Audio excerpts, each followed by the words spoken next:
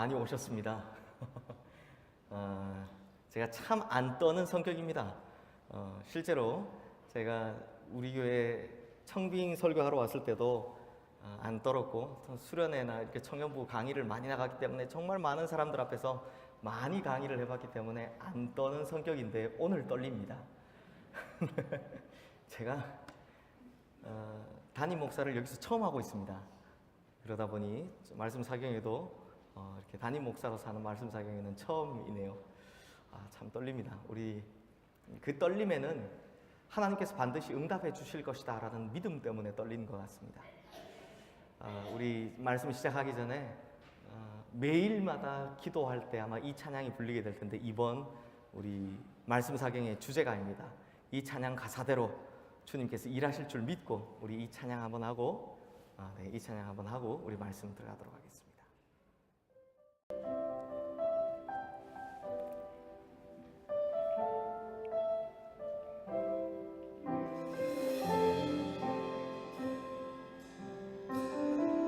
날이 저물어 갈 때,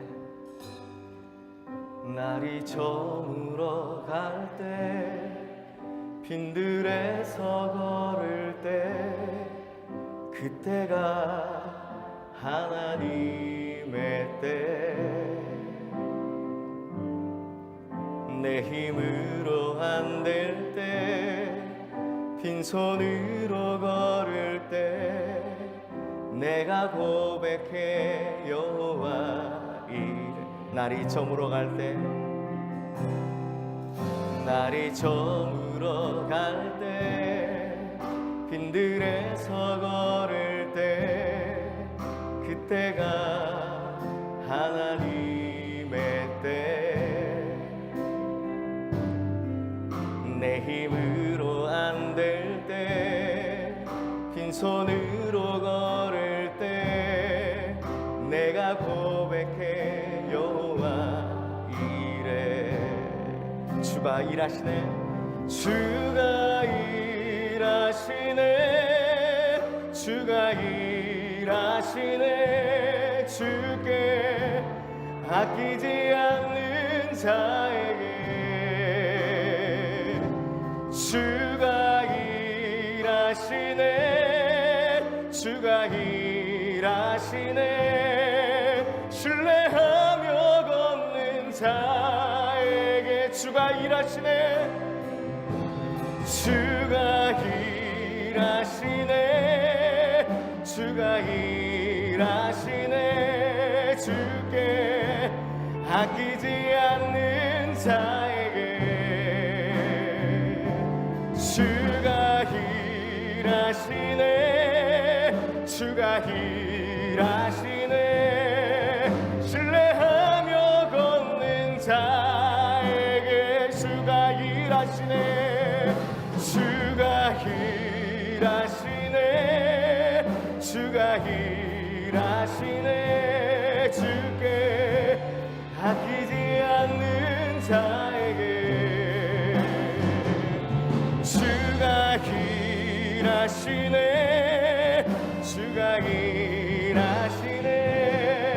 신뢰하며 걷는 자에게, 신뢰하며 걷는 자에게, 신뢰하며 걷는 자에게,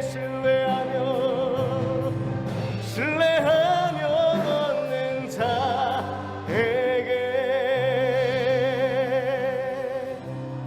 아멘. 할렐루야. 하나님께서 우리를 통해, 이 집회를 통해 다시 새롭게 일하시는 일이 벌어질 줄로 믿습니다. 지금까지 우리가 막혔던 기도들 다 뚫리게 될 줄로 믿습니다. 답답했던 그 마음들이 다 시원케 되는 이 3일의 집회가 될 줄로 믿습니다. 할렐루야. 제가 대학교 4학년 때 한창 장래 비전에 대해서 고민을 많이 할 때가 있었습니다. 그리고 대학교 4학년이다 보니 비전에 대한 고민뿐만 아니라 하나님 존재 자체에 대한 의심도 많았습니다. 이거 내 인생을 어떻게 살아야 될까? 그리고 해필 그 해에 IMF가 터진 해였습니다. 무엇을 해야 될까? 그리고 하나님 앞에 내가 하나님이 계신지 안 계신지, 하나님이 계시다면 진짜 하나님께 응답을 받아 그렇게 살고 싶다라는 생각을 했습니다. 그래서 내 인생을 두고 기도 좀 해봐야 되겠다라는 생각으로 매일 저녁 9시만 되면 교회에 나가서 기도를 했습니다. 아무리 기도를 해도 그런데 답답하기가 그지없는 거예요. 안 되겠다라고 생각하고 있는 그 찰나에 마침 친구가 CCC에서 하는 구국 금식기도회, 예전에 그 여의도 중소기업회관이라고 큰 풍선처럼 된 건물이 있었는데요. 거기서 금식기도회가 있으니 같이 가자라고 이야기를 했습니다. 처음에 망설여졌습니다. 금식이라는 말이 우선 망설여졌습니다. 기도하자는 건 좋았는데 금식이라는 말이 너무 두렵고 떨리더라고요. 그런데 이 친구가 저한테 2박 3일이니까 많이 먹고 가면 괜찮대요. 많이 먹고 2박 3일이니까 많이 먹고 하루 버티고 그 다음날 가면 괜찮을 것 같아요. 하루만 잘 참으면 된대요. 그래서 제가 좋다, 가자라고 결정을 했습니다. 그리고 그 집회에 참석하기 전 당시에 제가 제일 믿음이 좋아 보였던 분이 누구셨냐? 바로 저희 어머니셨거든요. 어머니에게서 물어봤습니다. 어머니, 도대체 어떻게 하면 응답을 받을 수 있나요? 진짜 어떻게 기도를 해야 응답을 받을 수 있습니까? 라고 물어봤습니다. 성도님들, 그런데 만일 자녀가 와서 우리 성도님들한테 어떻게 하면 하나님을 만날 수 있나요? 혹은 어떻게 하면 하나님께 응답을 받을 수 있나요? 라고 물어보시면 이 굉장히 어려운 질문 아닙니까? 뭐라고 대답해 주실 것 같습니까? 상당히 어려울 것 같은데요. 그런데 저희 어머니 대답은 너무나 쉽고 간결했습니다.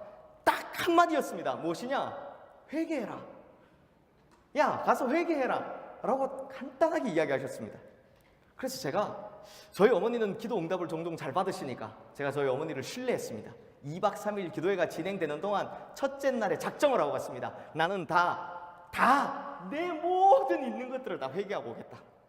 그래서요, 그 첫날 집회가 진행되는 동안 그 기도에 인도하시는 분이 무슨 기도 제목을 내든 말든 저는 무조건 제 모든 죄를 회개했습니다. 그런데 놀라운 일이 벌어졌습니다. 어떻게 됐을까요? 하나님의 응답을 받았을까요? 못 받았을까요? 받아서 제가 지금 목사가 돼 이 자리에 있는 겁니다. 그날 하나님께서 저를 만나 주셨습니다. 네, 그리고 그래서 내가 바로 너를 불렀다.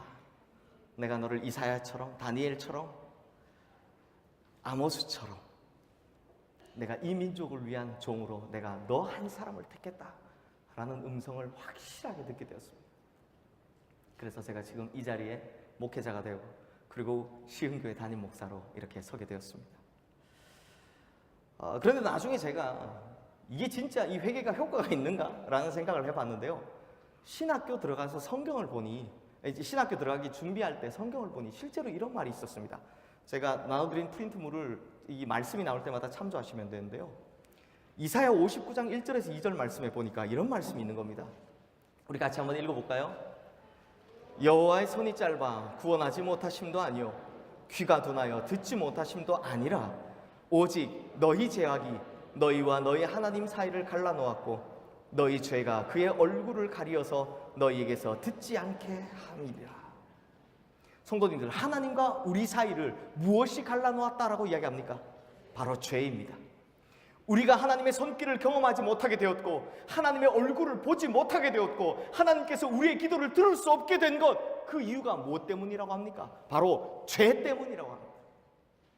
그러므로 이걸 역으로 생각하면 간단해집니다. 우리가 이 죄를 걷어내면 하나님을 만날 수 있는 것입니다.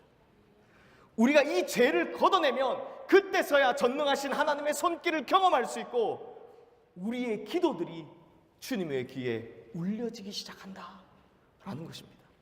그러므로 우리가 이 첫날 뭘 해야 되겠습니까? 이 죄를 걷어내야, 내 속에 있는 모든 죄들을 다 토해내야, 그리고 하나님 앞에 내가 잘못 살았던 것을 돌이키겠다고 작정해야 우리가 이 3일의 집회 동안 하나님께로부터 응답을 받을 수 있게 된다라는 것입니다. 요수아가요, 모세의 뒤를 이어서 이스라엘의 새로운 지도자가 되었을 때 그가 처음 만난 어려움이 바로 요단강이었습니다. 처음 이제 모세로부터 이스라엘의 지도자 바톤을 이어받고 이제 뭔가를 처음 하려고 딱 하는데 좀 쉬운 일이 시작됐으면 좋겠는데 그가 제일 처음 만난 게 뭐였냐면 바로 요단강이라는 겁니다. 여호수아와 이스라엘 백성들이 도착한 시기, 그때가 언제냐면 하필 곡식을 거두는 시기라서 요단강의 수위가 가장 높고 물살이 빠를 때입니다. 그렇다면 이때 장정만 60만 명, 대략 4인 가족으로만 집계해도 240만 명이 넘는 이 수많은 백성들을 데리고 어떻게 이 강을 건너가야 되겠습니까? 배를 수백 척, 수만 척을 만들어서 이 사람들을 건너가게 할까요? 아니면 지금부터 인원을 동원해서 다리를 놓아야 할까요? 아니면 강폭이 좁아지는 상류로 다시 거슬러 올라가야 될까요? 지도자였던 여호수아에게, 그것도 하필 첫 번째 만난 장벽이 이것이라면 정말 어마어마하게 많은 고민들이 있었을 것입니다. 어떻게 해야 넘어갈까? 어떻게 해야 건너갈까? 왜 이 사람에게 고민이 없었겠습니까? 하지만요, 여호수아가 그 마음속에 깨달은 확신이 하나 있었습니다. 그것이 무엇이냐? 하나님의 응답, 하나님의 역사는 내가 고민할 영역이 아니라는 것입니다. 그래서 무엇을 이야기하냐? 방법은 절대로 내가 고민할 것이 아니다.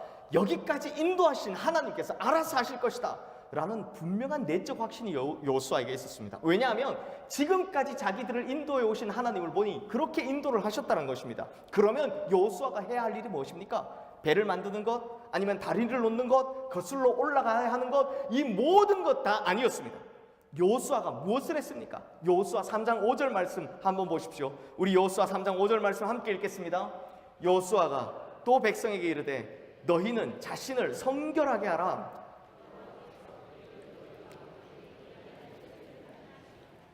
이 말씀을 보면 뭐라고 합니까? 기이한 일은 누가 하신다고 합니까? 네, 기이한 일은, 즉 넘치는 요단강을 건너게 하시는 일은 하나님께서 하실 것이고, 우리가 할 수 있는 한 가지 유일한 것은 무엇이다요? 오직 스스로를 성결케 하는 것이다 라고 말씀합니다. 내가 할 수 있는 유일한 길은 나를 깨끗하게 만들어서, 깨끗하게 비워서 하나님 쓰시기에 가장 적절하고 가장 좋은 그릇으로 만들어 놓는 것, 그거 하나 유일한 것이다 라는 것입니다. 그러면 요단강을 건너게 하는 일은 누가 해주신다는 겁니까? 하나님이 알아서 하실 거다라는 겁니다. 사랑하는 성도님들, 우리 인생 살아가다 보면 우리 앞에 놓여있는 요단강이 있습니다. 왜 그런 일이 없겠습니까?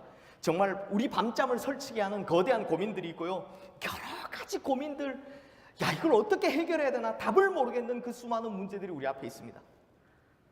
요단강처럼, 진짜 요단강을 만난 것처럼 그것이 우리 앞을 가로막고 있습니다. 도무지 이 엄청난 장벽을, 이 큰 강을 내가 어떻게 건너가야 할까? 답을 모르겠습니다. 그런 막막한 요단강이 우리의 인생에 놓여 있더라는 겁니다. 그래서 이렇게 하나님의 응답을 구하는 시기가 오면 성도님들, 우리 어떻게 해야 합니까? 우리 어떻게 해야 됩니까? 바로 이럴 때 우리가 확신해야 되는 것이 무엇이냐면 응답은 하나님께 달려있다는 겁니다. 하나님의 영역이 따로 있다는 겁니다. 요단강을 가르치는 것은 누가 할 일이고 하나님께서 하실 일이고, 그래서 기적의 주인공이 되는 것은 하나님이십니다. 다만 우리가 할 수 있는 것이 무엇이냐? 오직 한 가지, 우리 스스로를 깨끗하게 비워서 성결하게 하는 것. 즉 하나님께서 기적을 일으키실 만한 그런 깨끗한 도구가 되어 있는 것, 그것이 바로 우리가 준비해야 될 일이다라는 겁니다. 그러므로 하나님의 응답은 언제 옵니까? 우리를 깨끗하게 비워낼 때, 그때 하나님의 응답이 이루어진다라는 것입니다. 이렇게 여호수아가 모든 백성들에게 스스로 성결하게 하라 라고 말씀하자 이제 하나님께서 여호수아에게 응답해 주시는 장면이 나옵니다. 그게 바로 여호수아 3장 7절 말씀입니다. 우리 3장 7절 말씀 함께 읽겠습니다.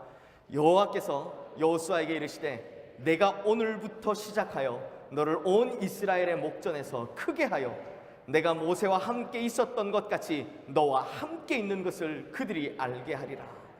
사랑하는 성도님들, 온 이스라엘 백성들에서 하나님께서 크게 해주신다라고 하는데 그걸 언제부터 시작하신다라고 합니까? 오늘부터입니다.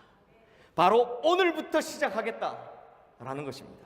사랑하는 성도님들, 그러므로 우리가 성결해지기 시작하면, 그래서 오늘 이 첫날 집회 우리의 모든 죄악들을 다 쏟아내서 하나님 앞에 회개하기 시작하면 하나님께서는 바로 오늘부터 내일도 아닙니다. 모레도 아닙니다. 바로 오늘부터 우리를 통해 또 우리의 삶 가운데서 크고 놀라운 기이한 일을 역사해 주신다, 시작하시겠다라는 것입니다.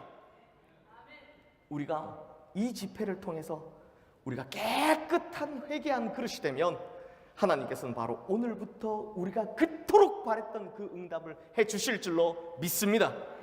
그래서 우리 앞에 놓여 있었던 그 어떤 요단강도 하나님께서 직접 다 갈라주시고 우리로 능히 건너가게 하는 그 응답을 주실 줄로 확신합니다.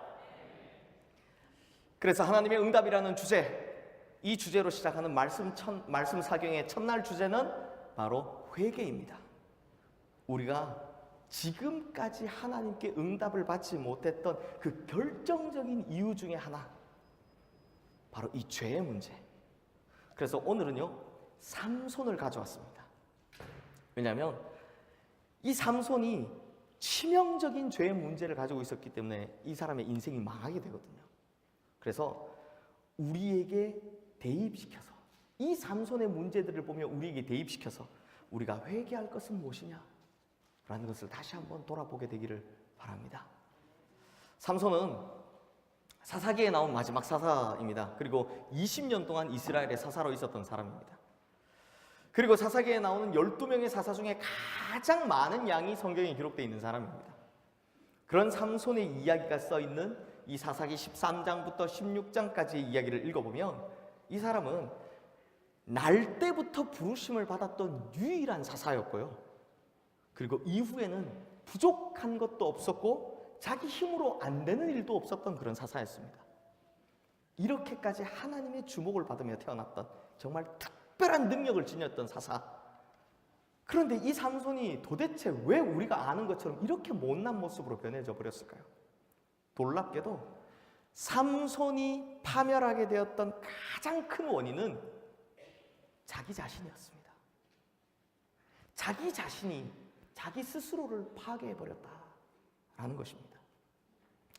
어떻게 보면 누구에게나 자신에게 있어서 가장 큰 원수나 대적은 뭐 어디 외부에 있는 것이 아니라요, 어떤 환경이 아니라 다른 누구가 아닌 바로 자기 자신입니다. 그래서 정확히 말하면 자기 극복이 되지 않는 사람, 자기 극복이 되지 않는 사람, 자기 스스로가 자기를 극복하지 못해 망하게 된 전형적인 예가 이 삼손이라는 것입니다. 그러므로 삼손은 응답의 사람이 아니라 하나님의 기대를 저버린 사람, 응답의 사람이 아니라 스스로가 스스로를 파멸해버린 사람, 이 사람이 바로 삼손이라는 거죠. 그래서 이 삼손에 보면 치명적인 세 가지 문제가 있습니다. 삼손의 치명적인 세 가지 문제. 그래서 오늘은 이 세 가지 문제를 살펴보려 합니다. 이것이 왜 중요하냐? 우리도 자칫하면, 정신 차리지 않으면 쉽게 빠질 수 있는 올무가 바로 이 세 가지이기 때문입니다. 망하고 싶으면 이렇게 하라 라는 걸 보여주는 게 이 삼손의 세 가지입니다. 첫 번째입니다. 삼손의 첫 번째 문제는요, 자기의 약점을 관리하거나 통제하거나 조절하지 않고 그냥 방치해 놓은 게 문제였습니다. 쉽게 말하면 그냥 몸이 하고 싶은 대로 하면 살았던 사람입니다. 그가 관리하지 않고, 그러니까 절제하지 않고 그냥 방치해 놓은 큰 것 두 가지가 있죠. 그 첫 번째가 뭐냐면, 자기 관리가 되지 않았던 삼손의 약점 중 그 첫 번째가 뭐냐면 바로 쉽게 분노하는 성격이었습니다. 화 잘 내는 성격이었습니다. 삼손은요, 화가 나면 그 앞에서 누가 감당을 못했습니다. 이 법보다 주먹이 가까운 시대였는데 힘 있는 사람이 그냥 장땡이던 시절이니까 누가 제일 힘 세겠습니까? 당연히 삼손이겠죠. 그러기에 힘이나 싸움을 하는 데 있어서는 누구도 따라올 수 없었던 이 삼손은요, 스스로를 통제하지 않으면 절대로 누군가가 외부에서 통제해주는 사람이 없었습니다. 그러니 그냥 삼손은 쉽게 화내는 사람이었습니다. 솟구쳐 올라오는 분노를 그냥 방치하는 사람, 아니 더 정확히는 분노하는 마음이 생기게 하는 대상을 그냥 놔두면 마음에 병이 생기는 사람이었습니다. 사사기 14장 15절부터 19절 말씀 보면요, 내기를 하는데요, 이 내기에 수수께끼를 냈는데 여기서 지게 되자 화나는 것을 참지를 못합니다. 그래서 내기의 상품으로 뭘 걸었냐? 옷 30벌을 걸었습니다. 그런데 이 삼손이 어떻게 하냐면요, 아무 잘못도 없는 아스글론 사람 30명을 보고 그 사람을 쳐서 죽이고 난 후에 그 옷을 뺏어옵니다. 진짜 이상하지 않습니까? 아니 우리 같으면 자기가 삼손이에요. 그럼 제가 가다가 30명 야 일로 와봐. 학창시절에 안 해보셨습니까? 하셨으면 큰일 납니다. 네. 일로 와봐. 그래서 야 너네 하나 둘 셋 넷 30. 오케이 됐어. 니네 옷 벗어. 왜 그래? 나 삼손이야. 이러면 알아서 다 해줄 건데. 그런데 그 옷을 뺏기 위해 어떻게 한다고요? 사람을 쳐서 죽이더라는 겁니다.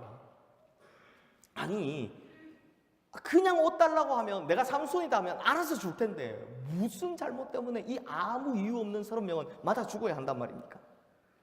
그냥 이 아스글론 사람 30명은 아무 이유도 모른 채 무슨 이런 날벼락을 다 맞게 됩니까? 그러니까 30명쯤 죽이는 건 수수께끼에서 진 삼손의 화풀이 대상 정도밖에 안 됐다는 겁니다.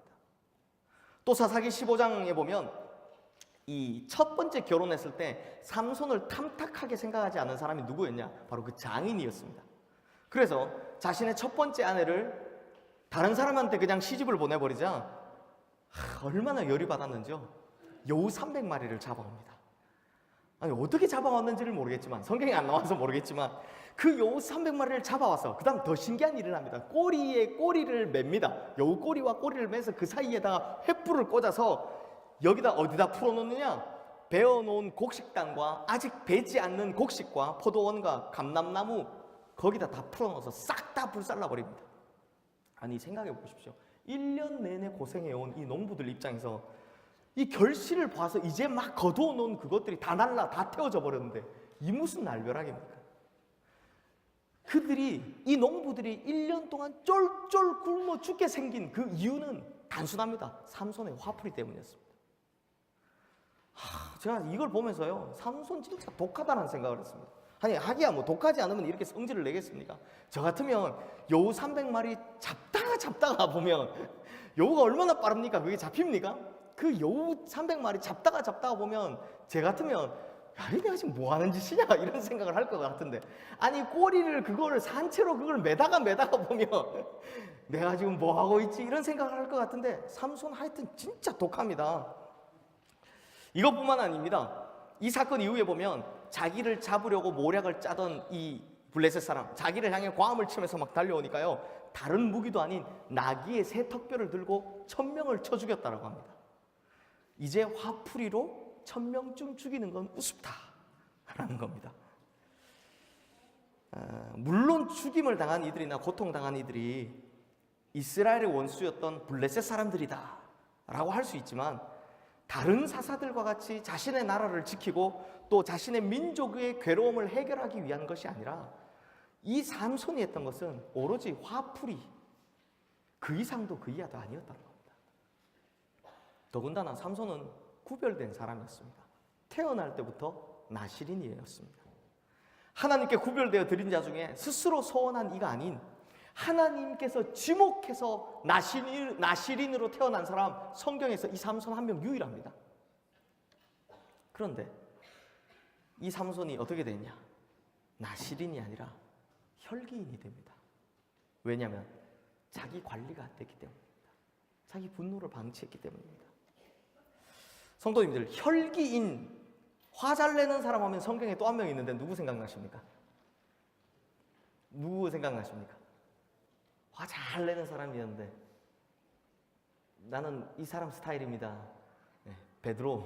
네, 베드로 이런 분들 많죠. 베드로 하면 진짜 화 잘 내는 사람 아닙니까? 그런데요, 우리가 잘 알듯이 성격 급하고 욱한 잘하고 그냥 칼 뽑는 것도 서슴치 않게 할 만큼 그 잘 참지 못했던 베드로가 나중에 변해서 이런 말을 씁니다. 베드로전서 2장 9절 말씀 우리 한번 읽어볼까요? 너희는 택하신 족속이요 왕같은 제사장들이요 거룩한 나라요 그의 소유가 된 백성이니.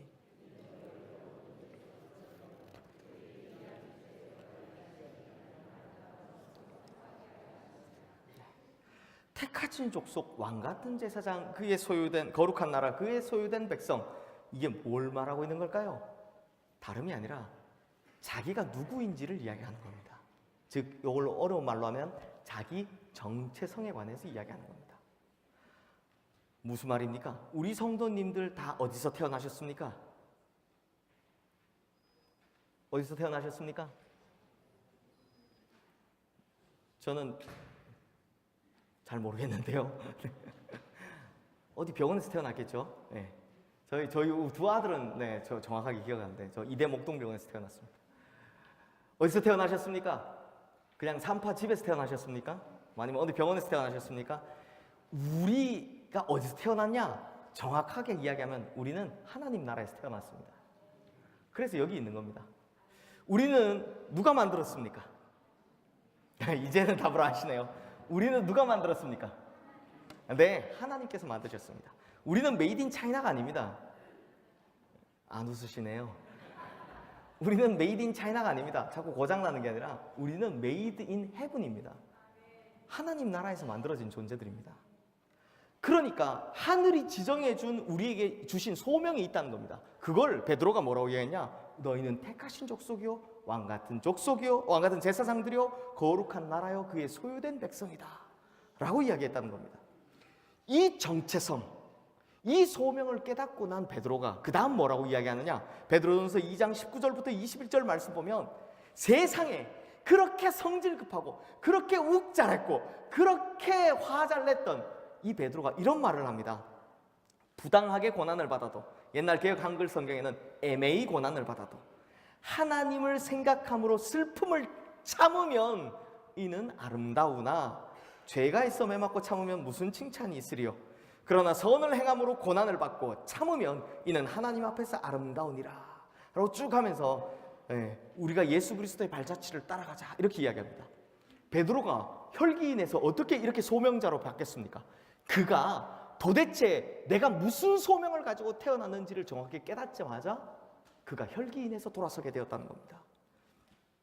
사랑하는 성도님들, 우리는 메이드 인 어디라고요? 네, 메이드 인 헤븐입니다. 천국에서 만들어진 사람들입니다. 그리고 하나님께서 손수 빚어 만든 사람들입니다. 그리고 이 땅에 그냥 보내준 것이 아니라 하나님의 소명을 가지고 이 땅에 보내주셨습니다. 그렇다면 우리의 인생이 싹 바뀌어져야 합니다. 생각이 바뀌어져야 합니다. 그러면 어떻게 된다고요? 내가 애매히 고난을 받아도 저도 참 찔리네요.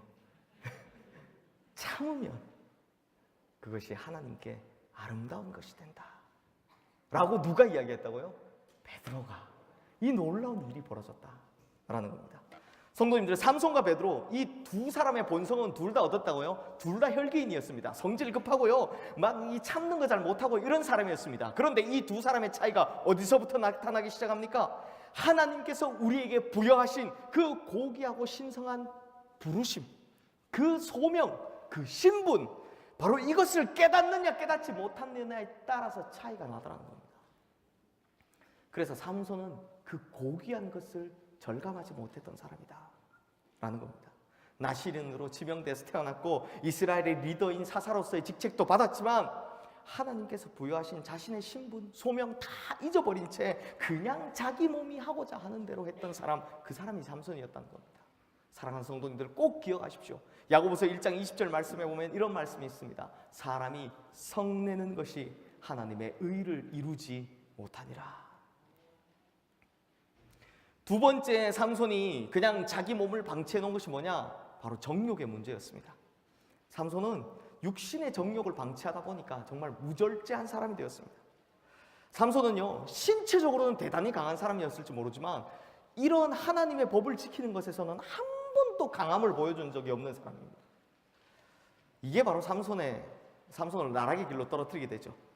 삼손에게 이 정욕의 문제가 지속적으로 일어납니다. 악순환이 계속된다는 거죠. 첫 번째 아내인 딥나의 여인과 관계가 깨어진 후에 기생 찾아가고 그 다음 또다시 들릴라라는 여자를 만나서 정욕의 문제를 일으키는 걸 볼 때 삼손은요, 이 큰 문제를 깨뜨려야 되겠다라는 고민을 해본 적이 없는 사람이라는 겁니다.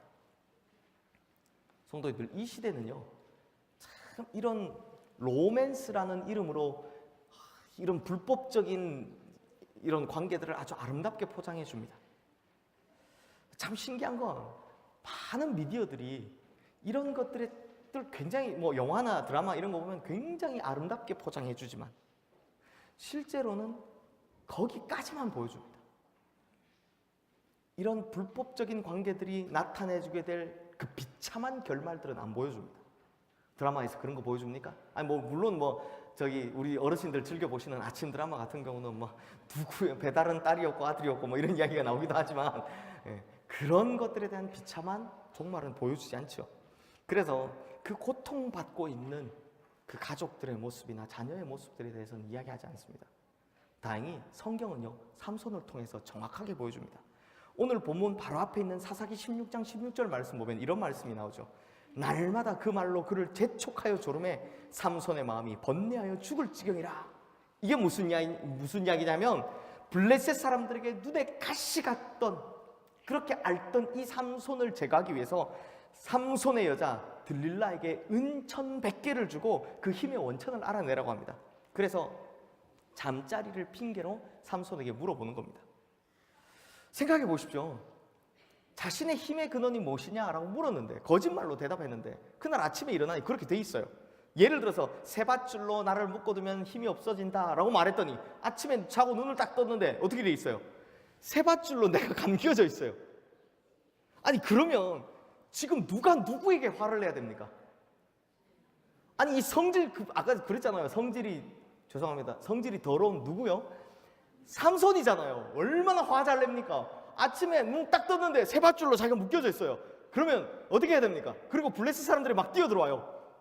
성질을 누가 누구에게 내야 됩니까? 삼손이 들릴라한테 지금 니 뭐 하는 거냐고 화를 내야 되는데 이 말씀 보면 누가 누구에게 화를 내고 있습니까? 들릴라가 삼손에게 화를 내고 있습니다. 뭐라고요? 아니 당신이 나를 사랑한다면서 어떻게 이럴 수가 있어요? 하는데 삼손이 화를 못 냅니다. 야, 더 웃긴 건요. 지금 뭐라고요? 이 어리석은 삼손이 그 여자가 당신이 나를 사랑한다면서 어떻게 이럴 수 있어요? 라고 하니까 그걸 가지고 머리를 싸매고 고민을 하고 있더라는 겁니다. 아, 진짜 웃긴 일 아닙니까? 안 웃기십니까? 이 16절 말씀에서 주목해 봐야 할 말이 뭐냐면 바로 날마다 그리고 재촉하여 조른다라는 겁니다. 그런데 성도님들, 이게 뭐냐? 바로 죄의 특성이에요. 죄가 어떻게 하느냐? 날마다 옵니다. 나를 유혹하기 위해 날마다 옵니다. 그 다음 뭐 하느냐? 재촉해서 조른다는 거예요. 특히 정욕의 문제가 그렇습니다. 한 번만, 이번 한 번만 계속 조른다는 겁니다. 그래서요, 죄의 특징이 뭐냐? 죄의 특징은 파멸이 안 되면 파멸이 될 때까지 계속 조른다는 겁니다. 유혹에서 넘어지지 않으면 넘어질 때까지 우리를 쫄라낸다는 거예요. 이게 죄의 특징이라는 겁니다. 죄의 시작은요, 항상 작은 겁니다. 그러나 조금씩 이 타협이 시작되기 시작하면 무너져 버린다. 그래서 결국 파멸에 이르게 된다는 겁니다. 사랑하는 성도님들, 이 정욕의 문제 꼭 기억하십시오. 잠언 6장 27절 28절 말씀, 사람이 불을 품에 품고서야 어찌 그의 옷이 타지 아니하겠으며 사람이 숯불을 밟고서야 어찌 그 발이 데이지 않겠느냐. 특히 죄 중에요, 이 정욕의 문제가 오면 과감히 피해야 합니다. 우리 성도님들은 그런 분들이 안 계실 거라 생각하지만 예전에 제가 있었던 교회는 담임 목사님께서 설교하시다가 막 혼내신 적도 있으세요. 아니 내가 어느 안수집사 이야기를 들었는데 안수집사가 돼가지고 뭐 엄청나게 진짜 설교 강단에서 막 혼내신 적이 있어요. 막 바람이나 피고 있고 내가 이 소문을 듣고 내가 가만히 있어요. 근데 그 교회는 그렇게 할 수도 있는 교회였어요. 워낙 담임 목사님 카리스마가 무서워서. 근데 제가 그때 실제로 이런 일이 교회에서 일어나겠구나 라는 생각을 했습니다. 성도님들, 절대로 이 정욕의 문제는 다가오면 어떻게 해야 된다고요? 피하는 게 상책입니다. 요셉이 어떻게 합니까? 내가 어찌 하나님 앞에서 이 큰 죄를 저지르겠습니까? 하면 딱 돌아서서 피해 가는 겁니다. 아브라함도요, 사라를 통해서 아기가 낳았는데 그게 안 되니까 하가를 통해서 이스마엘을 낳죠. 결국 이것이 문제가 생기지 않습니까? 그때 이 문제가 생겼을 때 아브라함이 취한 조치가 뭡니까? 끊어내는 거였습니다. 하갈과 이스마엘을 끊어내서 쫓아내보내는 것이었습니다. 그러면 그 다음은 하나님께서 책임져 주신다는 겁니다. 요셉의 인생을 책임져 주셨고 아브라함의 인생을 책임져 주신 것처럼 지금까지 이 정욕의 문제가 나를 괴롭히고 있는 분이 계시다면 오늘 과감히 끊어내십시오. 그래야만 그 관계 끊어내는 거 힘들겠지만 그걸 끊어내면 하나님께서 책임져 주신다라는 것입니다. 두 번째로 이제 삼손의 치명적인 문제는요, 성도님들 재밌는 이야기인데요, 선한 믿음의 영향력을 받는 사람이 없었다는 겁니다. 이래서 같은 교회 교인들이 중요합니다. 이래서 목사가 중요한 거예요. 사사기에 나온 삼손 이야기를 읽다 보니까요, 제가 진짜 신기한 게 있었어요. 뭐냐? 친구가 없다. 친구가 없다. 무슨 친구가 없느냐? 누구 한 명 와가지고 삼손한테 와서 야, 너 그러지 마 하고 삼손의 잘못을 지적해주는 친구가 한 명도 없더라는 거예요. 뭐 이해는 됩니다. 뭐 삼손한테 와서 충고 잘못했다가는 한순간 끝날지도 모르니까 그럴 수 있겠죠.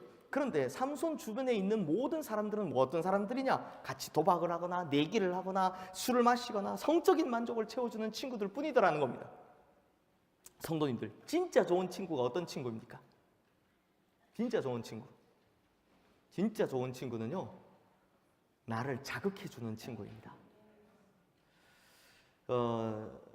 그냥 이래도 좋고 저래도 좋고가 아니라요, 저도 그런 친구가 있습니다.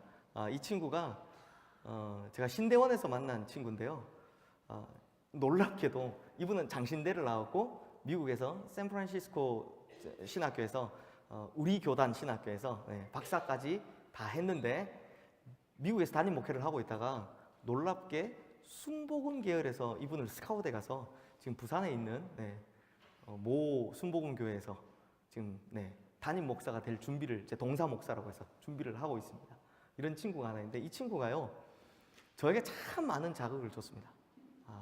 운동도 큰 축구팀 하면 저는 오른쪽, 얘는 왼쪽. 농구를 해도 같이 하고 공부를 해도 같이 하고 늘 같이 하는데 이 친구가 제 부족한 부분을 이 친구가 참 많이 저에게 보충을 해주고, 또 이 친구의 또 약점, 이게 저는 막 앞서 나가는데 막 뭘 하는데 이 친구는 좀 약간 그런 게 부족해요. 그래서 저를 보면서 나도 저렇게 해야 되겠다 라는 생각을 늘 하고, 저는 또 이 친구가 너무 많은 재능을 가지고 있어요. 그래서 서로에게 참 좋은 자극이 되는 친구가 됩니다. 저도 참 힘들 때는 언제나 이 친구한테 연락을 해요. 근데 이런 좋은 친구가 있습니다. 자극을 해주는 친구가 좋은 친구입니다. 그냥 편한 친구가 좋은 친구가 아니고요, 그냥 보면요, 같이 죄의 구렁텅이에 빠져서 같이 허우적거리면서 내가 잘못한 것, 그걸 함께 잘못한 이가 있으면 편함을 느끼죠. 성도님들 이런 경험 없으세요? 전 중학교 때 제 친구하고 제가 뭘 잘못했다고 말을 못하겠고, 뭘 하나 잘못했는데 뭘 하나 계획했어요. 뭘 하나 잘못하는 걸 하는데 제가 혼자서는 도저히 못하겠어요. 근데 이 친구가 계속 저를 꼬드겨요. 같이 가자, 같이 가자. 근데 저도 해보고 싶어요. 그게 뭐였냐면, 제가 말씀드릴게요. 문방구 가서 포스트잇을 훔치는 거였어요. 그걸, 돈이 없는 것도 아닌데 그걸 왜 했는지 모르겠어요. 근데 이 친구가 할 수 있어, 할 수 있어, 계속 저에게 자극을 줬어요. 그래서 그래 가자 해서 걸려서 둘 다 잘못했습니다. 뭐 많이 훔친 것도 아니에요. 포스트잇 하나, 그거 하나 훔친 거였는데 그걸 이렇게. 근데 둘이 같이 벌 받는데 마음이 편했어요. 왠지 아세요? 내 친구가 있기 때문이었어요. 같이 벌 받는데 나와 똑같은 친구가 내 옆에 있다는 게 마음이 편하더라고요. 뭔가 꼭 잘못을 저지를 때 누구를 만드느냐? 공범을 만드는 게 우리의 심리예요. 왜? 나 혼자 잘못한 것이 아니라 너도 잘못했구나, 이렇게 만드는 게 우리 심리예요. 그런데요, 성도님들, 신앙에 일절 도움이 되지 않는 게 바로 이런 친구들입니다. 술 친구들, 같이 잘못하는 친구, 이런 친구들이 신앙에 일절 도움이 안 되는 거예요. 왜 그런지 아세요? 그 사람하고 나하고 똑같기 때문이에요. 무슨 발전이 있겠습니까? 우리는 참 편하다야, 이 친구야, 우린 참 많은 것이 비슷해, 동질감을 느껴. 이런 거는 잘못될 경우가 많다라는 거예요. 죄를 지는데 혼자 지으면 양심이 꺼리낄 것 같으니 죄를 지는데 같이 지으면 좀 더 편한 느낌이 든다라는 거죠. 성도님들, 서양 속담에 이런 말이 있어요. 독수리 같이 되려면 칠면조와 같이 있으면 안 된다 라는 말이 있습니다. 독수리처럼 우리 크리스천들은요, 여호와를 앙망하는 자가 되어서 독수리처럼 날아올라야 되는데 칠면조처럼 그냥 하고 있으면 안 된다는 거예요. 아무도 안 나는데 나 혼자 날면 이게 이상한 거예요. 직장 생활할 때 안 느껴보셨습니까? 다 칠면조면 내가 칠면조가 되는 게 편해요. 독수리처럼 날아오면 어머 쟤 뭐야? 이렇게 되죠. 그런데 의외로 교회 안에도요, 다 칠면조 교인들만 앉아있는 교회가 진짜 많습니다. 어떻게 합니까? 다 하나님을 향해 뭐 기도하고 말씀 보고 이것에 대해서 누구 한 사람이 그렇게 독수리처럼 날아오르면 같은 교회 성도들인데 어머 쟤 뭐야? 쟤 왜 저렇게 유불나게 라고 하면서 다 같이 칠면조가 돼 있는 거예요. 그래도 이 저녁에 이 집회에 참여한 우리 성도님들은 다 독수리일 줄로 믿습니다. 네. 좋은 친구 만나야 합니다. 우리 남자 성도님들 어르신들한테 제가 차마 못 묻겠고요. 우리 청년들한테 물어보면 어릴 때요 못되고 나쁜 거 다 누구한테 배웠습니까? 태어날 때부터 가지고 태어났습니까? 아니죠. 아니면 진자리 마른 자리 갈아 넣으시며 손발이 다 닳도록 고생하시는 우리 부모님한테 그 뭐 이상한 나쁜 책 이렇게 받았습니까? 그런 일 없죠. 아니면 참되거라 바르거라 가르쳐 주신 선생님께서 이상한 비디오 테이프 주고 그러셨습니까? 아니죠. 다 아닙니다. 뻔하잖아요. 누구한테 다 배웠습니까? 네, 동네 형들 친구들한테 다 배우셨잖아요. 우리 교회는 이렇게 어릴 때부터 같이 자라신 분들이 많으셔서 동네 이제 형 동생들이 많으신데 좋은 영향력을 끼치셔야 되는데, 저도 요즘 엊그저께 들었는데 빠따 많이 맞았다 뭐 이런 이야기 많이 하시던데, 대부분 이게 친구한테나 이 동네 형 동생들한테 많이 배워요. 대체적으로 뭐 좋지 않은 거나 또 뭐 이상한 거 보여주고 뭐 이상한 데 데려가지고 이 못된 거 하는 거 다 친구들한테 배웁니다. 그렇다면 성도님들, 오늘도 바로 이때도 우리 주변을 한번 돌아봐 주십시오. 우리 성도님들의 친구가 내 영적인 성장을 돕고 있는 친구입니까? 아니면 가로막고 있는 친구입니까? 내 배우자가 내 영적인 성장을 도와주는 사람입니까? 아니면 가로막고 있는 사람입니까? 아니면 내가 이 사람의 배우자인데 내가 이 사람에게, 내 남편과 내 아내에게 진짜 영적인 성장을 도와주고 있습니까? 아니면 가로막고 있습니까? 내가 내 자녀들에게 이 자녀의 영적인 성장을 도와주고 있습니까? 아니면 공부나 해라 가로막고 있습니까? 그래서 성도님들, 좋은 친구 만나야 하고 또 좋은 동료를 만나야 합니다. 더 정확히 말하면 믿음 안에서 선한 영향력을 끼치는 친구를 만나야 하고, 그런 배우자가 되어줘야 되고 그런 친구가 되어줘야 한다는 겁니다. 특히 같은 교회 성도들끼리 얼마나 좋습니까? 다니엘 보십시오. 다니엘이 혼자 거기에 그 바벨론 궁정에 있었다면 그만큼 신앙을 열심히 지킬 수 있었을까요? 저는 아니라고 봅니다. 다니엘은 그의 세 친구 사드락과 메삭과 아벳느고, 이 하나냐와 미사엘과 아사라죠. 히브리식 이름으로 바로 이 세 명의 친구가 있었기 때문에 그것이 가능했다라고 생각해요. 왜냐하면 어떻게 알 수 있냐면 다니엘서 2장 16절에서 18절 말씀 보면 느부갓네살 왕이 꿈을 꾸는데요. 이 사람이 신기합니다. 꿈 이야기도 안 해주고 꿈이 뭔지 맞추고 그 다음에 그걸 해석해라. 안 그러면 다 죽여버리겠다라고 이야기합니다. 진짜 이상하지 않습니까? 요셉 때는 바로 왕은 꿈이라도 이야기해주고 해석해달라라고 했는데 느부갓네살 왕은 어떻게 한다고요? 꿈도 말 안 해주고 꿈도 맞추고 해석도 맞추라. 안 그러면 다 죽이겠다라고 이야기합니다. 그래서 다니엘이 그건 내가 하겠습니다 하고 들어갈 때, 기도하러 들어갈 때 누구에게 알려주느냐? 이 세 친구에게 알려주고 같이 기도하는 모습이 나오는 겁니다. 서로를 위해 그 떨어진 바벨론 궁정에서 서로를 위해 기도해 주었기 때문에 다니엘이 있을 수 있었던 거예요. 그래서 이 친구 세 명은 7배나 뜨거운 풀무불에 들어갈 때도 버틸 수 있었던 건 선한 믿음의 영향력을 가진 같은 친구들이 있었기 때문이고, 다니엘도 마찬가지로 그래서 사자굴에도 과감하게 들어갈 수 있었던 거죠. 그만큼 서로에게 좋은 영향력을 끼치고 좋은 자극이 되어줘야 한다는 겁니다. 그래서 누가 기도하실 때 막, 제가 이런 경험이 있어요. 예전에 제가 목사 때요. 근데 이제 부목사 때죠. 성찬식을 할 때 너무 은혜를 받았어요. 그래서 제가 이 앞에 그때 제가 예배 때 찬양 인도를 하고 앉아 있었는데, 성찬식 때 하나님께서 내게 임재하신다는 이 생각이 너무 감사한데, 제가 그렇게 살지 못하는 제가 너무 부끄러워서 정말 펑펑 우는데 너무 크게 울었어요. 그 예배 시간 막 이러고 울고 있으니까 나중에 무슨 이야기가 들린지 아세요? 그렇게 울면, 제가 우는 걸 보고 옆에 있던 또 같이 찬양팀 사람들은 막 같이, 또 목사님이 우니까 같이 울고 뭐 이런 사람도 있었는데, 나중에 어떤 소문이 들리냐? 야, 목사님 죄가 되게 많은가 보다. 진짜로요. 진짜 그렇게 했다니까. 목사님 죄가 되게 뭐 회개할 게 되게 많은가 보다. 저렇게 서럽게 운다고. 아니 내가 은혜 받아서 우는 것도 이제 또 그런 교회가 있죠. 어떤 교회 가보니까 어느 분이 기도를 너무 열심히 하셨어요. 통성기도 막 하니까 옆에 사람들이 다 째려봐요. 실제로 제가 있었던 교회예요. 그 왜 째려봤느냐, 우리 교회는 아무도 통성으로 기도 안 하는데 갑자기 어느 새신자가 와가지고 다른 교회 다니시는 분이 와가지고 막 기도를 막 울면서 기도를 하고 있으니까 사람들이 다 목사님 이상한 사람이 왔어요. 그래서 목사님도 어떻게 해야 될지를 모르는 거예요. 이걸 기도를 하지 말라고 할 수도 없고, 아니 기도를 또 나 이걸 어떻게 해야 될지 몰라서 막 이렇게 하시는 걸 봤어요. 성도님들 눈치 보지 마세요.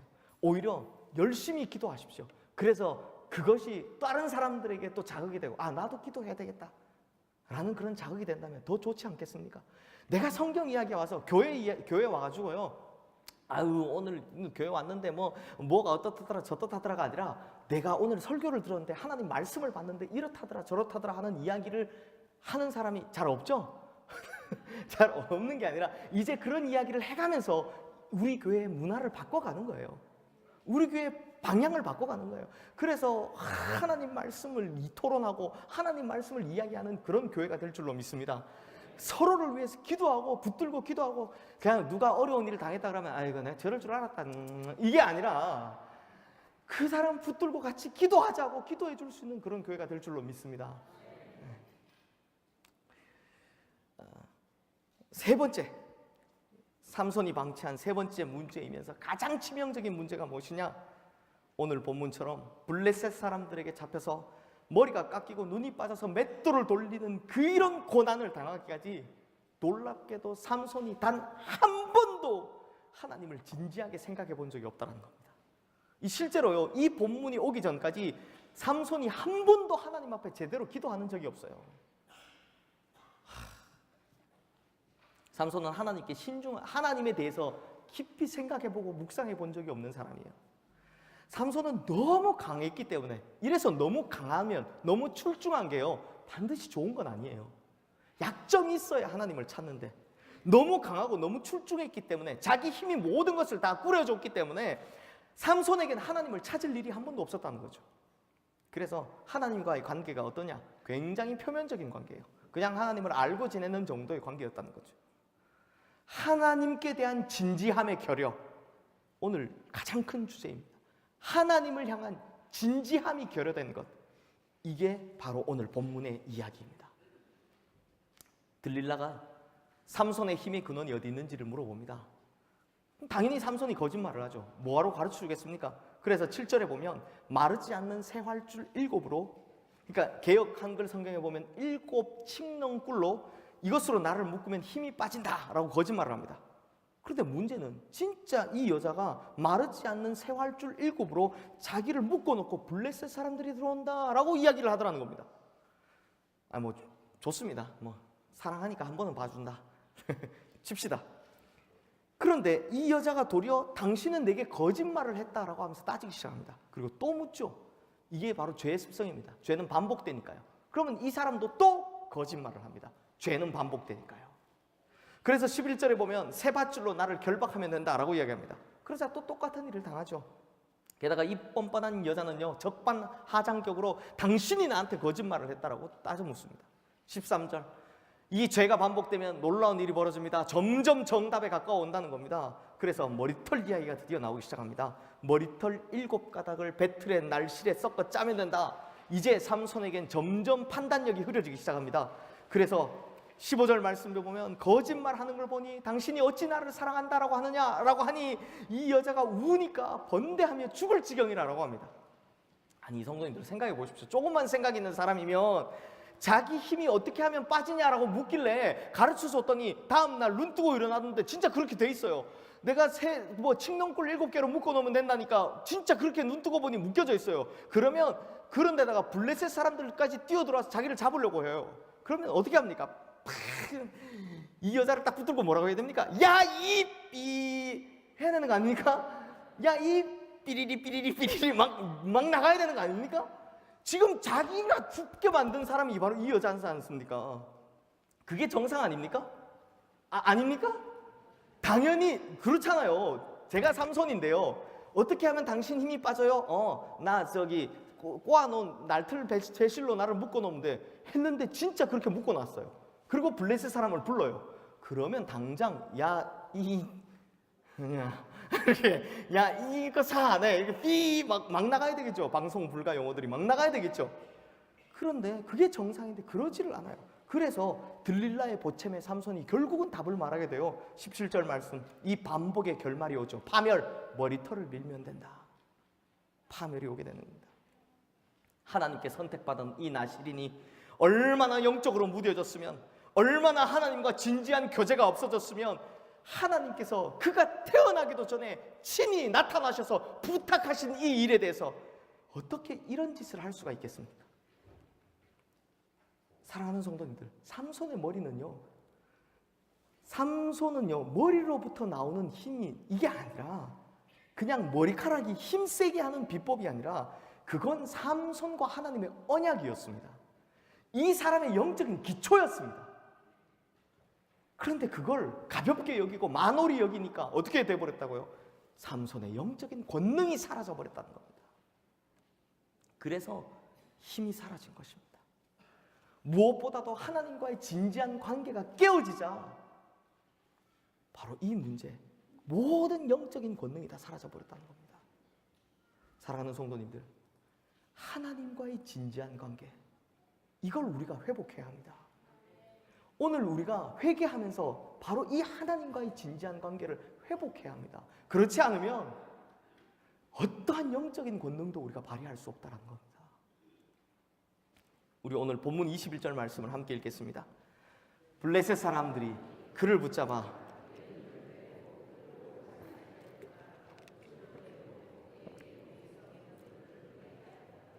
바로 이 모습이 하나님과의 진지한 관계가 깨어지고 난 후에, 즉 그 영적인 권능을 잃어버리고 난 후의 모습입니다. 어떻습니까? 사단에 의해서 영적인 두 눈이 판해지는 겁니다. 영적인 두 눈이 판해지니 우리가 어떻게 하나님을 볼 수 있겠습니까? 게다가 죄의 사슬에 묶인 채 정말 꾸준히 반복되는 죄악의 맷돌을 돌리고 있는 겁니다. 좀 나아졌나 싶지만 다시 죄로 돌아가고, 좀 나아졌나 싶지만 다시 죄로 돌아가는 이 죄악의 맷돌을 끊임없이 돌리고 있더라는 겁니다. 이 죄의 사슬에 매어졌어. 그런데 뭐라고 생각한다고요? 소명도 사라지고 부담도 사라진 채 그냥 난 편하다, 난 이대로 좋다, 이러고 그냥 그 영적인 무지와 감각 속에서 이 죄악의 맷돌을 돌리며 살다 끝장이 나더라는 겁니다. 사랑하는 성도님들, 시편 50편 22절 말씀을 꼭 기억하십시오. 하나님을 잊어버린 너희여, 이제 이를 생각하라. 그렇지 않으면 내가 너희를 찢으리니 건질 자가 없으리라. 하나님을 잊어버리면 이 삼손의 모양대로 살다 끝이 난다는 겁니다. 이제 오늘 말씀을 정리하자면, 첫 번째는 하나님께서 맡겨주신 그 정체성을 기억하며 이제껏 끊어내지 못했던 정욕과 혈기의 문제들을 다 끊어내야 한다는 겁니다. 두 번째는 믿음으로 선한 영향력을 끼치는 친구를 만나고 또한 내가 그런 사람이 되어줘야 한다는 겁니다. 독수리처럼 날아오르는 그런 크리스찬이 되어야 한다는 겁니다. 그래서 과감히 나를 죄짓게 하는 친구들을 다 끊어내야 합니다. 그냥 내게 이 죄의 문제를 발생시키는 사람 다 끊어내야 한다는 겁니다. 그리고 세 번째, 이제 하나님께 대해 진지해지셔야 합니다. 특히 하나님께 했던 약속, 서원했던 것들, 혹은 하나님께서 마음속에 주신 소명에 그걸 부담을 벗어버리려고 거꾸로 가기 시작하면 우리는 평생 죄의 맷돌만 돌리다가 끝난다는 겁니다. 우리 두 눈이 뽑힌 채. 그러므로 우리가 다시 한번 하나님을 향한 진지한 마음을 가지셔야 한다라는 겁니다. 그러므로 성도님들, 오늘 이 사경의 첫날 삼손이 보여주고 있는 자기 파멸의 죄악들, 이 세 가지를 정말 진지하게 우리 스스로에게 대입시켜 보기를 바랍니다. 그래야만 우리가 삼손처럼 비참해지지 않습니다. 그래야만 우리 스스로가 우리 스스로를 파멸시키지 않습니다. 그래야만 하나님으로부터 찢어내어 버림을 당하지 않게 된다는 것입니다. 이제 말씀을 마무리하겠습니다. 성도님들, 성경에 나온 삼손의 이야기가 이렇게 끝이 났다, 그래서 삼손이 죽었다, 얼마나 슬픈 이야기겠습니까? 머리털이 밀리고 난 후에 소나 짐승처럼 취급받는 삼손, 이게 자신의 죄를 따라서 한 결론이죠. 참 비참한 결론입니다. 그런데 성도님들, 여기서 우리가 시선을 돌려야 할 것이 있습니다. 뭐냐? 삼손에게 있어서 머리털은요, 그 머리털 자체가 어떤 능력이 아니라는 겁니다. 이 사람은 태어날 때부터 나시린이었습니다. 그러므로 머리에 삭도를 대지 말라라는 이 행위가 중요한 것이 아니라 그를 구별해 쓰겠다고 하신 하나님의 약속이 중요한 것이었습니다. 다시 말해서 머리털은 하나님과의 언약의 상징일 뿐이지 그 이상도 그 이하도 아니었다는 겁니다. 그런데 삼손이 이때까지 착각하고 산 거죠. 하나님이 아닌 머리털이 자기의 힘의 근원이라고 생각하며 살았다는 겁니다. 그러니 그렇게 엉망으로 살았다는 거죠. 그러니까 중요한 것이 뭐냐면, 이 본질의 문제가 뭐냐면 머리털이 아니라 하나님입니다. 하나님과의 언약입니다. 우리도 이제 이 반복하는 죄의 맷돌을 다 이 죄의 탓을 끊어내야 합니다. 스스로 절제하지 못했던, 스스로 자기를 망하게 했던 그 정욕과 혈기와 하나님을 만홀히 여긴 그것을 끊어내야 합니다. 그러할 때 하나님의 언약은 회복될 수 있다는 겁니다. 놀라운 하나님의 은혜는요, 잘려졌던 머리카락이 다시 자라나는 것입니다. 그러면 우리는 하나님의 응답에 이를 수 있고 하나님의 역사를 경험할 수 있게 된다는 것이죠. 그런데 성도님들, 한번 잘 생각해 보십시오. 잘 생각해 보십시오. 성도님들이 만약 블레셋 사람들이라면 삼손의 힘의 근원이 어디에 있다는 걸로 알고 있습니까? 이 머리카락에 있는 것으로 알고 있지 않습니까? 그러면 삼손이 머리털이 다시 자라는 걸 가만히 놔두겠습니까? 아니, 조금만 자라면 밀어버릴걸요? 또 밀고 하겠죠. 매일 가서 아마 면도를 할 거예요. 블레셋 사람들이 바보가 아닌 이상 그 머리를 다시 자라나가야 하겠습니까? 그런데 왜 성경은 오늘 본문 마지막 사사기 16장 22절 말씀에서 그의 머리털이 밀린 후에 다시 자라기 시작하니라 라고 기록했을까요? 왜요? 너무 이상하지 않습니까? 바보가 아닌 이상 삼손의 머리카락을 놔둘 사람이 누가 있습니까? 그런데 성경의 오늘 본문 마지막은 뭐라고요? 그의 머리카락이 다시 자라기 시작했다라고 이야기합니다. 그러므로 이 성경의 표현에 담겨있는 진짜 의미는 진짜로 머리카락이 자라났다라는 말이 아닙니다. 이 말은 하나님과의 언약이 다시 회복되기 시작했다라는 바로 그 이야기입니다. 그래서 오늘 본문 아래에 있는 28절 말씀에 보면 드디어 삼손이 하나님께 기도하는 장면이 나옵니다. 우리 함께 읽어볼까요? 삼손이 여호와께 부르짖어 이르되 주 여호와여 구하옵나니 나를 생각하옵소서. 하나님이여 구하옵나니 이번만 나를 강하게 하사 나의 두 눈을 뺀 블레셋 사람에게 원수를 단번에 갚게 앞소서. 이 말씀을 보면 제가 웃었습니다. 왜냐면요, 삼손 성질이 아직 그대로 남아있어서 아직 성질은 그대로 남아있구나 라고 생각했지만 무엇이 다릅니까? 드디어 이전과는 다르게 삼손이 드디어 하나님을 진지하게 생각하기 시작했다는 겁니다. 드디어 하나님께 부르짖기 시작했다는 겁니다. 삼손의 이야기 중에 처음으로 하나님을 향해 진지한 기도를 하고 있는 모습이 나왔다는 겁니다. 이것이 바로 회개였습니다. 하나님께로 돌아가는 것이었습니다. 진지한 중심, 그 진지한 마음이 하나님의 중심과 일치하면서 많은 말을 하지 않았지만 하나님은 그 모든 과거를 뛰어넘어 그 언약을 다시 회복시켜 주십니다. 이걸 보면 하나님은요, 절대로 삼손을 잊고 있지 않으셨다는 겁니다. 단 한순간도 삼손을 잊어버리고 있지 않으셨다는 겁니다. 그래서 하나님은 이 마지막 순간 하나님의 약속을 삼손에게 회복시켜 주셨다는 겁니다. 삼손이 회복이 이루어질 수 있었던 유일한 비결 뭡니까? 오직 유일한 하나의 이유는 삼손이 하나님께 진지하게 진심을 다해 처음으로 다가갔겠다. 바로 이 유일한 이유, 이거 하나밖에 없는 것입니다. 그렇게 자기를 파멸시켜왔던 약점들을 이 순간 처음으로 뛰어넘어 본 것입니다. 그때 하나님이 다시 찾아오셨다는 겁니다. 사랑하는 성도님들, 우리 모두 다 약점이 있습니다. 죄 많이 짓게 하는 나만의 약점이 있습니다. 하나님께 쓰임받기에 참 부족한 점 많은 사람들입니다. 그러나 하나님께서는 지금 이 삼손에게 하신 것처럼 너 옛날에 왜 그랬어? 너 그때 왜 그랬어? 라고 질책하시는 것이 아닙니다. 그의 부족함을 가지고 질책하지 않으시는 분이십니다. 하나님은 그 사람이 약점을 가지고 있으면 그걸 고쳐나가기 위해 애쓰는 사람을 사용하시는 하나님이시기 때문입니다. 성도님들, 성경의 믿음장이라고 있죠. 어디입니까? 히브리서 11장.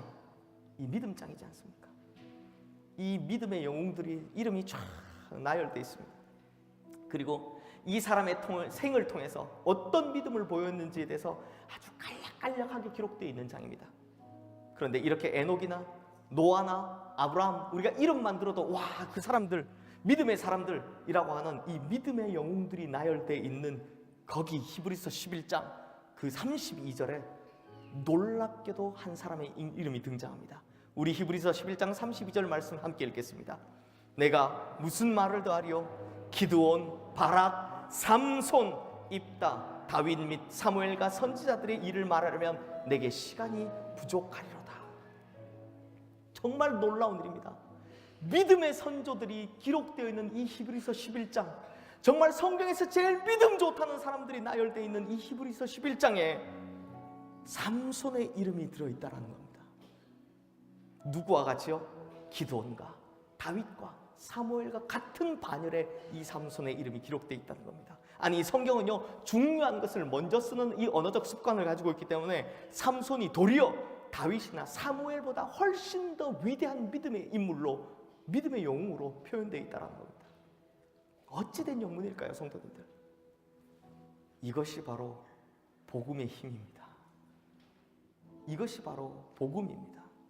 복음은 지나간 것을 묻지 않고 다시 추스릴 힘을 주는 것이기 때문입니다. 복음은 이전에 지은 모든 죄를 일순간 다 씻어주시고 다시 일어서게 해주시는 것이기 때문입니다. 복음은 내버려져 찢겨진 것들을 싸매주시고 다시금 언약의 사람이 될 수 있는 기회를 끊임없이 부여하기 때문입니다. 사랑하는 성도님들, 우리도 회복될 수 있습니다. 우리도 하나님의 응답받는 사람이 될 수 있습니다. 우리도 응답의 사람이 될 수 있습니다. 오늘 우리가 하나님께 모든 죄를 다 토해내고 우리의 진지함을 회복하면, 나를 깨끗한 그릇으로 만들어 하나님 앞에 내어놓으면 우리는 하나님의 역사를 보게 될 것이고 하나님의 응답을 받게 될 줄로 믿습니다. 그러므로 성도님들, 오늘 우리가 기도할 때 자기 스스로 자기를 망쳐댔던 모든 것을 다 끊어내겠다고 결단하십시오. 그리고 하나님과의 진지한 관계를 다시 회복하십시오. 그럴 때 우리는 다시 자라난 머리털을 체험하게 될 줄로 믿습니다. 이 시간 우리 찬송하고 함께 기도의 자리로 나가겠습니다.